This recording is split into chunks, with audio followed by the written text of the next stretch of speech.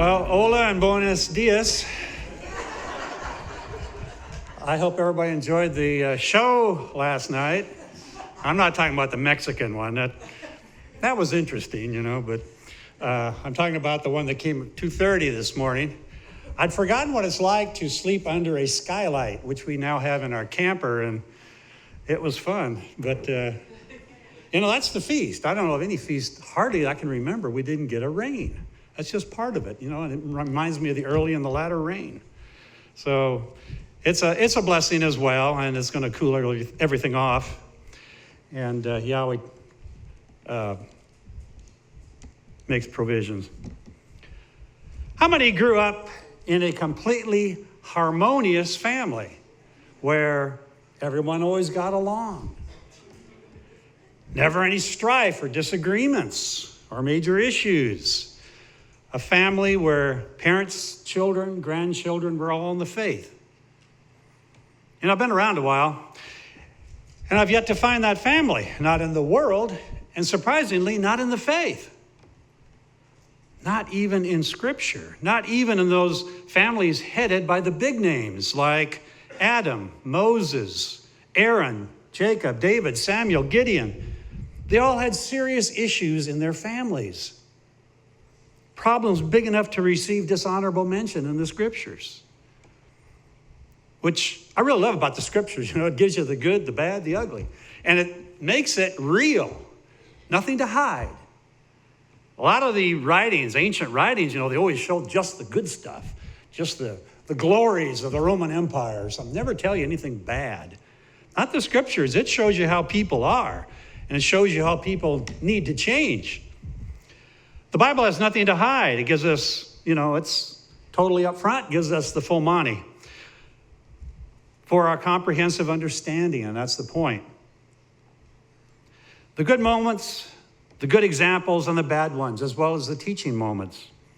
Our biggest problem in this world comes down to one thing: self-serving. Now, of course, the world does a lot of that. We're trying to overcome that. But that's been the case down through human history. Self-centered hearts. Selfish passions lay at the root of the first major catastrophe in Scripture. Abel's epitaph for his parents could read, "It kills me how you're raising Cain." After Abel's brother commits fratricide, Yahweh approaches Cain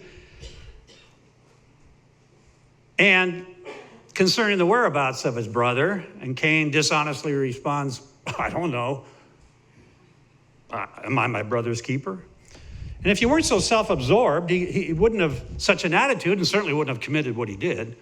So no doubt he learned such self-love from his own parents. Think about that. Disobeying by putting their narcissism before Yahweh when he commands, "Do this and be blessed in this, don't do that," and they did that they weren't supposed to do because they were convinced by Hasatan that he and they could be above Yahweh. Which is a heads up to parents. Be aware that your actions now, whether good or bad, are going to influence your children. They will influence your children. Children are a reflection of their parents. Think about it. First 18 years of development. Who is their example? Their closest living example is their parents. If mom is always down in the mouth, can we expect the children to behave otherwise? If father is a cheater or a beater, what pattern will the children follow later on in life? So if you want to know the parents, check out their children. There is a cause and effect. All children will not turn out perfectly. We know that, but they'll have a far better chance if they've got a good example to pattern their life by. And that's part of a parent's obligation and a divine directive. David Wells, author of No Place for Truth, points out that the men behind the self movement that teaches that all people are basically good, are all humanists. He states, the biblical evangel asserts the very reverse, namely that the self is twisted, that it is maladjusted in its relationship to both Yahweh and others, that it is full of deceit and rationalizations, that it is lawless, that it is in rebellion, and indeed that one must die to faith in order to live. Die to self in order to live. There is abundant evidence that people become strong by suppressing what is unworthy within them, not by expressing it. That's our culture. They teach you've got to express yourself, which means throw all the garbage out there and let others learn by it as well. Sin comes naturally to every person on earth. If you want to see the human spirit in its natural state, watch toddlers. Watch what they do. In playing with another toddler, does he naturally share with his playmate? Look out for him? Have empathy for him if it gets hurt? Or is it, give me that, I had it first? Or complain, he got more than I got. That's raw human nature. All toddlers have this me first mentality. Fast forward to adults and the same behavior continues. Have you ever watched in the workplace workers trying to get ahead of the other workers and complaining about them and jealous about they got something more than they got? And, that's just human nature continuing on from toddlerhood. Joshua taught to share what you possess, to love others as you love yourself, to put him and self last. And that's what we're trying to do as followers of Yahweh. All of the things that represent a higher spirituality, and these don't come naturally. It doesn't come naturally, and that's why we have a book explaining how to do it. Self is man's fundamental priority. Even adult siblings, you think, they could get along, expressed in the old saying, where there's a will, there's a lawsuit. So, biblical families aren't any different. Do you ever notice how hard it is to find a healthy family in the Bible? Where is it? It's far easier to find families with a lot of pain and heartache than to find families living in complete harmony. Just take a look at the book of Genesis. It's full of them. In Genesis 16, under the heading, Be Careful What You Ask For, Sarah's grief over infertility moves her not to seek Yahweh for a solution. What does she do? She tells Abraham, take Hagar and have children by her. After Hagar bears Ishmael, Sarah gets jealous and turns against Hagar. Well, she's the problem to begin with. And where is Abraham in all of this? He's lying low. You don't want to get involved in it.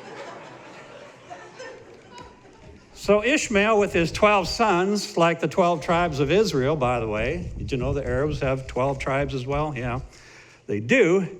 He becomes the progenitor of the Arabs, and a rivalry that began in the Abrahamic family continues on today. We're still seeing it every day in the newspaper. Through the millennia, had Sarah just trusted Yahweh in the first place? In Genesis 19, we see more dysfunction, this time in the family of Lot, under the heading, All the Comforts of Home.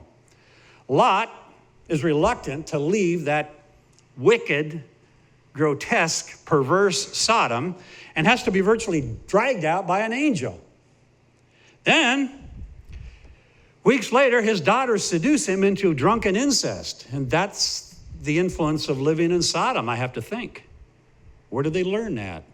In the world. His first mistake was in making Sodom his home. And the second was not teaching his daughters some morality, but letting the culture teach perversity. Well, the next one falls under Mom Always Liked You Best. In the family of Isaac, he and Rebekah each play favorites with their twin sons, Jacob and Esau, whose sibling rivalry becomes one of the worst and most infamous in history and continues on today, again, between Jew and Arab. Genesis 25. And the saga continues in Genesis 25 when wild and woolly Esau shows no regard for what's sacred. He sells his birthright. He could have had everything, he was the firstborn. But he sells his birthright for porridge, grieves his parents by marrying Canaanite women, Genesis 26, and nurses a 20-year murderous grudge against his conniving younger brother.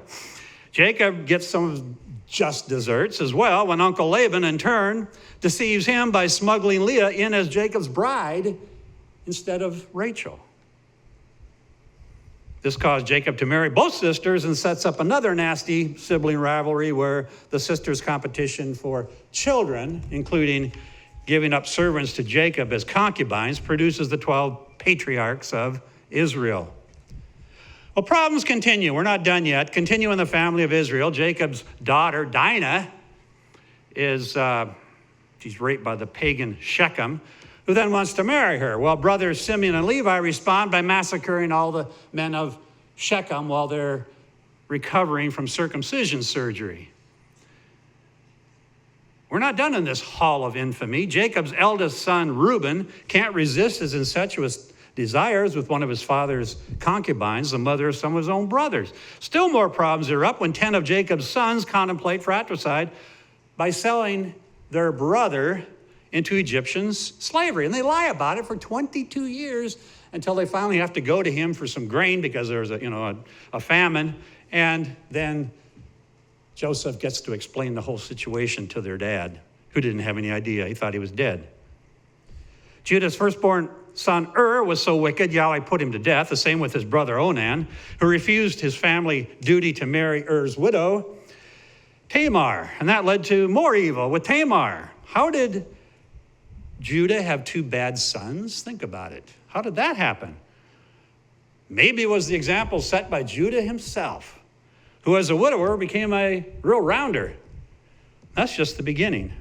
If we had more time, we could talk about Aaron's wayward sons, Nadab and Abihu, used that strange fire when they were commanded not to while they were serving Yahweh at the altar. Gideon's murderous son, Abimelech, Judges 9, who wanted to revive Canaanite worship, which was the antithesis of Yahweh's appointed judges in every respect.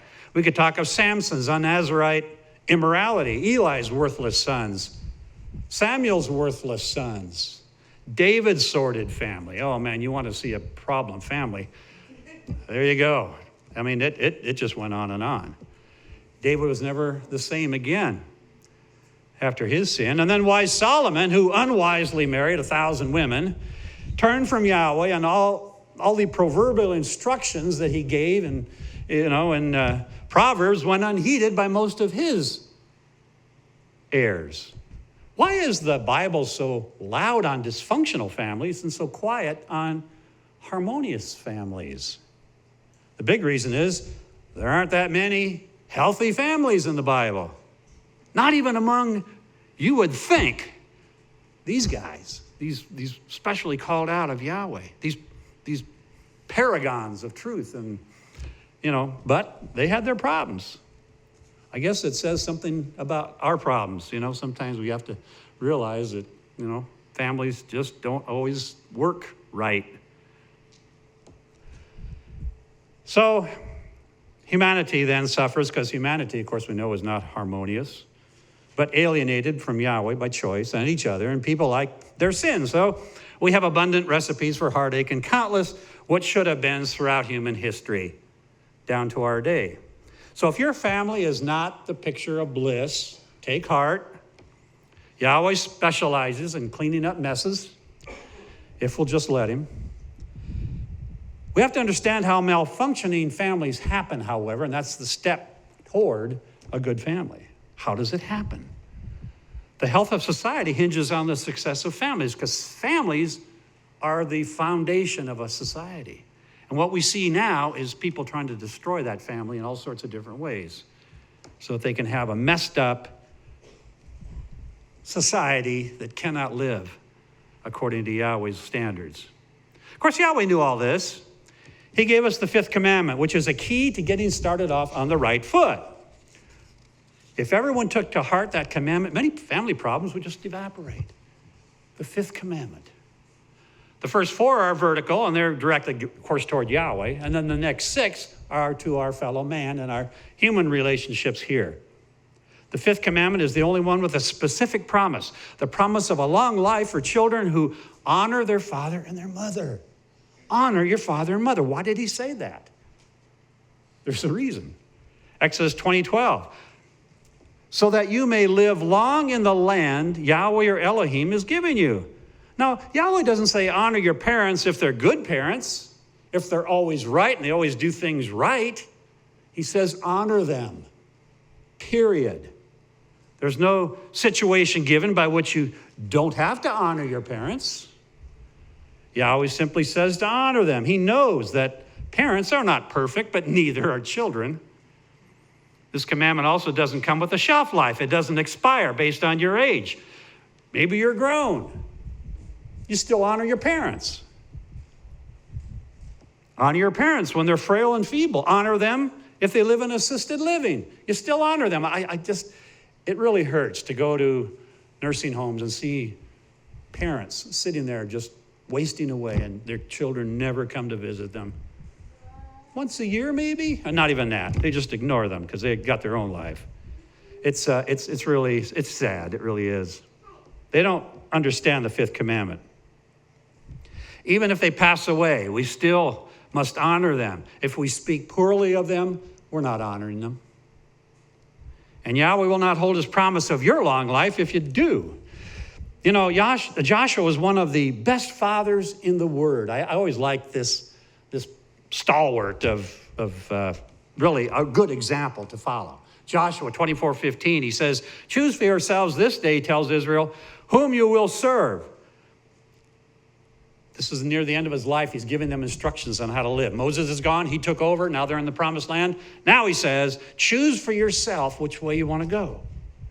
Whom you will serve. Whether the deities of your ancestors who served beyond the Euphrates or the mighty ones of the Amorites in whose land you're living, he says, make your choice.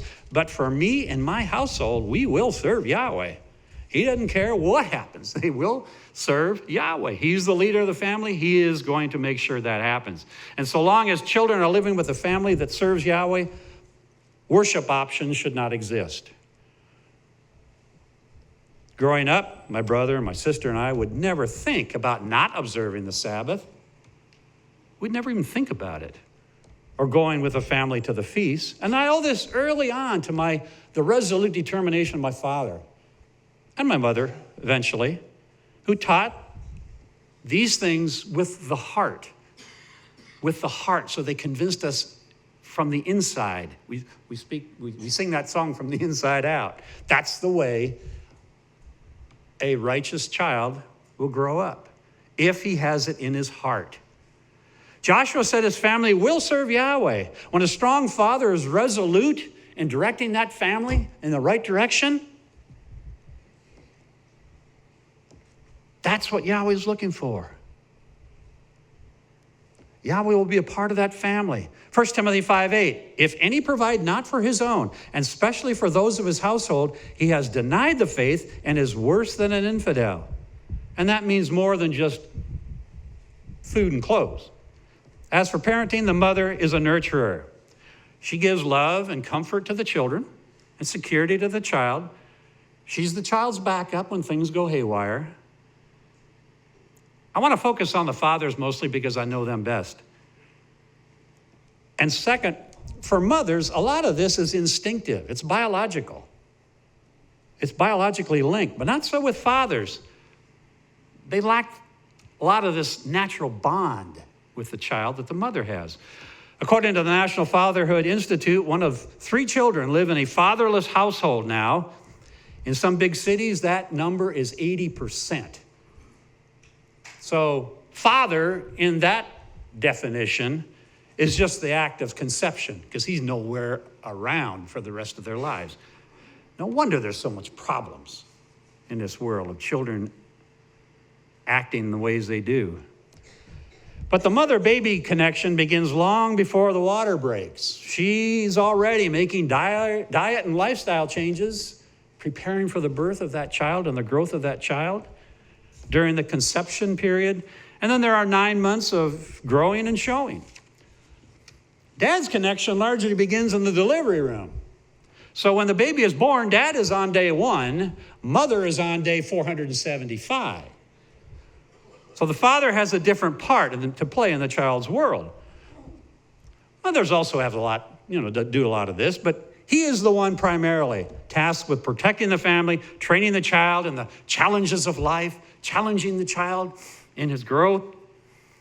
He guides the child through his many encounters in life, giving direction and many proper choices and decisions, and teaching the child to plan for the future. Children, like we all did, we just kind of lived along, went along, didn't think much about the future, just having fun. The father can make you start thinking, well, what do you think about this? How about saving some money, instead of just blowing it on whatever, video games, just start saving some because someday you're going to need that. They don't do that naturally. You got to teach them. At least most normal children don't. And he has to be a good example to his children as well.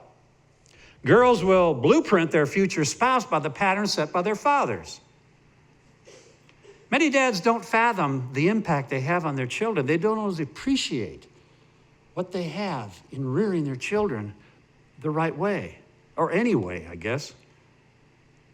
And it's those little things that upgrade the mundane to marvelous. Charles Francis Adams, son of U.S. President John Quincy Adams, was a diplomat to Great Britain. On one occasion, he wrote this in his diary. "Went fishing with my son today. A day wasted."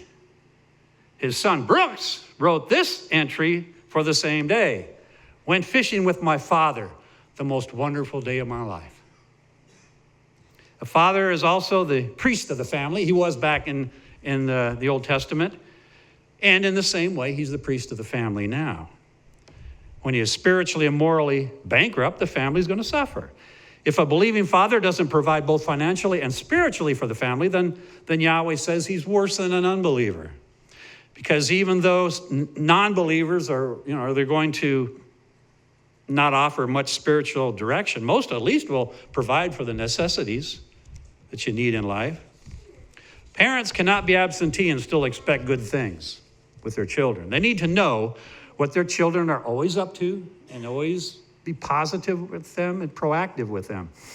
This is especially so in the earlier years when children are establishing a moral foundation. They have to have that solid moral compass to go by. TV and internet get in the way too often.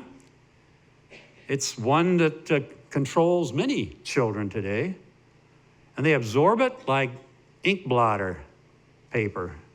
Maybe you saw the 3-year-old who could list all the names of the personalities on Fox and Friends in the morning when they heard the opening introduction music. This is a 3-year-old. The father of another toddler shared this, that his son was quietly playing Legos. And all of a sudden he blurted out of nowhere, he says, "Not too heavy, not too light, Bud Light." Children's minds soak up everything. I was fascinated. I got Reader's Digest, a special thing on the brain. That's always kind of fascinated me. The older you get, the more you lose it, so you want to learn more on how to keep it. But did you know their brains have 3 times the synapses, the connections that help you, make you think, the gaps. It's pretty complicated. Anyway, let's just say brain cells, 3 times the brain cells.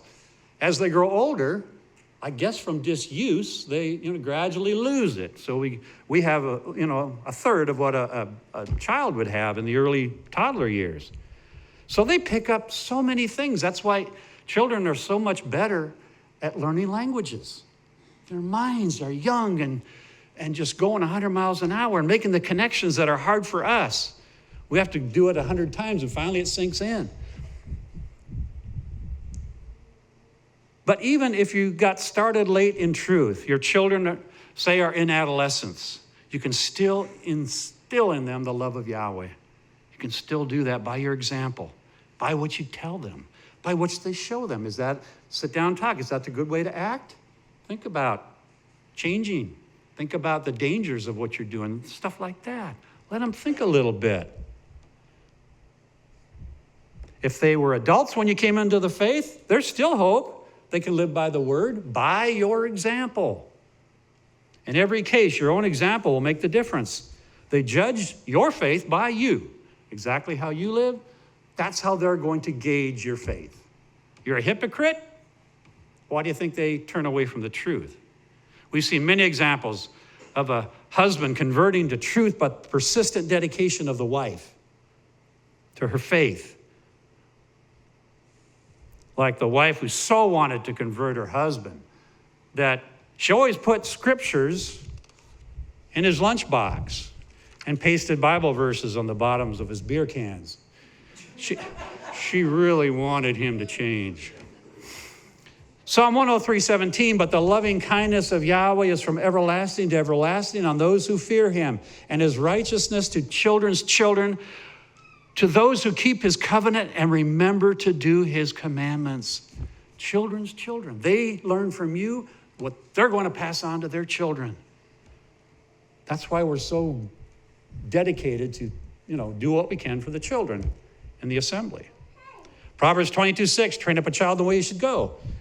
When he is old, he will not depart from it. This doesn't mean that the child will never depart from it, from the trainings that they receive at home. It does mean that the child, as he grows, what you taught them early on, are going to still be there. And oftentimes, they'll come back to them. The Amish have a special name for whatever they do. Like about 18, 19, they let their children go and sow wild oats. Yeah, this is the Amish. And they have a choice at that point whether they want to continue in the faith or come back. And it's like 85% come back because it was instilled in them, because they were trained up as a child. But otherwise, I guess the rationale is they'll never know what the world is really like, because they really are sheltered in many ways. But, I wonder whether so many bad children in the Bible were the result of not applying Ephesians 6:4. And you fathers, provoke not your children to wrath, but bring them up in the nurture and admonition of the master. And this could be done, provoking them to wrath, through unrealistic expectations that they could never live up to. Parents that demanded perfection, and the kids just give up. They can't do it. Never having the child good enough or do good enough to ever satisfy. When fathers are never pleased, even when the child does his best, it can easily lead to anger and frustration. Many years ago, I counseled the adult son of a deacon in the assembly. He told me something eye-opening, and I didn't know this about the deacon, but he said, my dad never, he was early 20s, never in my life do I remember one time he said, boy, you did a good job. Boy, you did great. You're doing wonderfully. Never. It was always criticized. And that son never converted to the truth. Now, what good did that do? What good did that do? There was something, I'm not going to get into that. But anyway, there's something to do with the father when he's that way. But anyway, you do impact the faith of your children. You really do, even when you're not looking. But they're looking, and they watch. So many times they come up with stuff, and you think, how did they learn that? How did they learn that? Where did they come up with that? They were watching you when you weren't watching. Children are not ours, but Yahweh's. I believe that is why Yahweh loved them so dearly and said, let the children come to me, because theirs is the kingdom of heaven. Yahweh said they're a gift from me. Children are so open and so honest. They just tell you what it is. That's the way Yahweh would like us to be, more open and honest. On the other hand, praising a child over every little thing, like they're doing today in the culture, that kills incentive. And that spoils that child into thinking that he's all in all and the world owes him everything. You have to have a well-balanced child who won't think that way, who knows that he's got to, do some things himself. There's some input he's got to have, and not just to sit back and let the world take care of him and be on welfare the rest of his life. Children are compared to arrows, and I love this, and I never thought about this whenever I read this in Psalm 127:4. It says, as arrows are in the hand of a mighty man, so are children of the youth. Happy is the man that has his quiver full of them. Why would he be happy to have a quiver full of them? Well, it's a great metaphor. When you shoot an arrow at a target, you got a bow and you're shooting at a target, it's going to travel in the speed and the direct trajectory that you give it once it leaves that bow. It'll continue in that direction you pointed it at, unless some other influence throws us off, like maybe a tree branch or some wind or something. If you are a good archer/parent, you know the problems the wind can create, and you prepare for those. You make adjustments for that and how you aim. And of course, you made sure the arrow had a good head, a good arrowhead on it, so that it's well balanced. You also aimed high so the arrow would not fall short. You did all you could to ensure that that arrow was going to hit the target, the bullseye. And then you released it. You couldn't hold on to it. You couldn't pull it back. Once you did, or it'd go nowhere, it'd miss the mark anyway. You couldn't do that. Some people like to hang on to their children, but you got to let them live the life. According to Scripture, sin means missing the mark. Missing the mark. There's that arrow metaphor. And sometimes that happens in families when the trajectory fails. There's something they did wrong or are doing wrong. Children are a full-time duty. And I know it gets tough trying to earn a living and raising children. Day in, day out, many parents don't take that to heart. And what do they have? They got problems. Absentee parenting doesn't work. They're going to find out later, when they're all too interested in their own lives, what happens to the lives of their children. You can't always do everything perfectly, I understand that, but you've got to take it seriously and talk to your children. Communication is so important. One of the best fathers in the Bible was Jonah Dad, who was respected by his children. Now, Jonah Dad gave commands to his sons, and they obeyed him, and his commands were handed down to the next generation, and they did likewise. They obeyed what they were told to do. Likewise. Not many fathers respect that. Not many fathers command such respect like that today, unless they're a man of Yahweh who knows and understands what it's all about.